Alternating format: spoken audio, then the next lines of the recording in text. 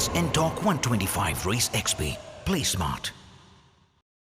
For coming to this very short press conference.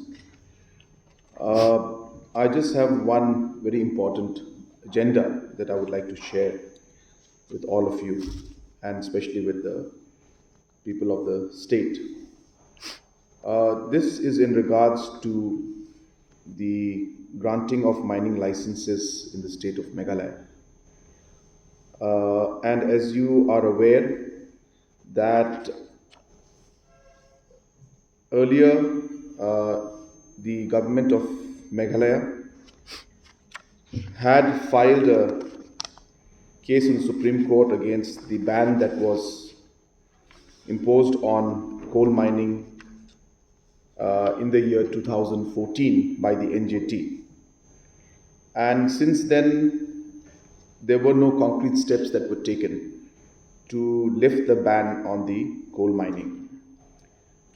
It was only when this government had come in that we had taken up the matter in the Supreme Court, and the case was filed in Supreme Court, and the Supreme Court had given a landmark judgment during that time, where we had been able to ensure that the ownership of the land, both surface and subsurface, will be vested with the local tribal residents of the state. And based on that, the ban on the coal mining was lifted. But in the same process, there were certain procedures were laid down through which mining could take place. And hence, the process of scientific mining was brought into the state, which, based on the Supreme Court order, we had to move forward with. Based on that, many applicants came in, and of course, before that happened, the government of Meghalaya, along with the government of India, had framed rules in the year 2022 in March, where standard operating procedures for prospecting licenses and mining licenses for coal in the state of Meghalaya was formed. Once these SOPs were set up, we had received in the last couple of years total of 17 applicants for prospecting licenses.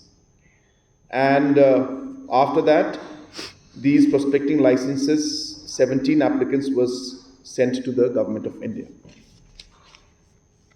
In a recent meeting that was held by the government of India, the government of India has, the Ministry of Coal,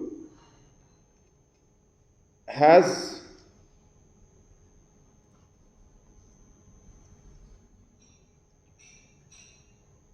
finally given us in writing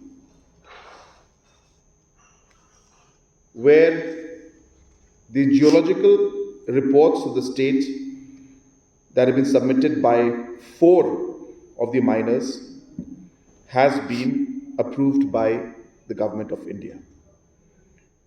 Once these geological reports are approved, this is one step away from the mining license to now be given. And hence, these 4 applicants now, whose geological reports now have been approved by Government of India, will submit their mining plans as per the norms laid down by Government of Meghalaya and Government of India.